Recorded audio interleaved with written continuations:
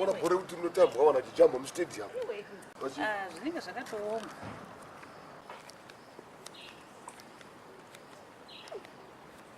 Iwe. Kwenda. Kuchi. Chicho urombo kateso. Ndaite. Chicho urikutarisa. Ndaite baba. Aunyari ukitesa iwe. Unopenga iwe. Kuti basi kutesa mukadzi ina ndisi mukadzi nini? Aiwa ngauna. Ndati uya andisi mukadzi. Una chwangu waona ke baba. Unopengere. Saka unombopota chore. Yokwana iwe. Ani ndozva ndatasa chipa baba. Aundizana basa mani. Ndatasa chipa. Basi kuchiwa kuti musika iwe ina ndiramusika. Ausi musika ero. Ndati ausi musika ero. Ndiwo zvawo. Santazana basa iwe.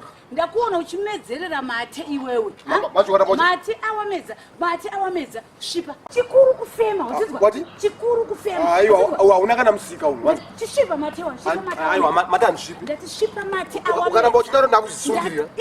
Ukaramba uchidaro ndakuzisungirira. Shipa mate wa. Mate anishipi. Mate awamedza ndo ndikuda. Unoziva mayogi ndichapedza na Isa mate awamedza. Mate anishipa. Mate awamedza ndo ndoti abude apo. Iwe une musika ere. Shipa mate awamedza. Une musika ere. Ndizva ndinokuti. Aiwe. Andi kumba. Ndati shipa mate. Kumba kwenda asi mate anishipi.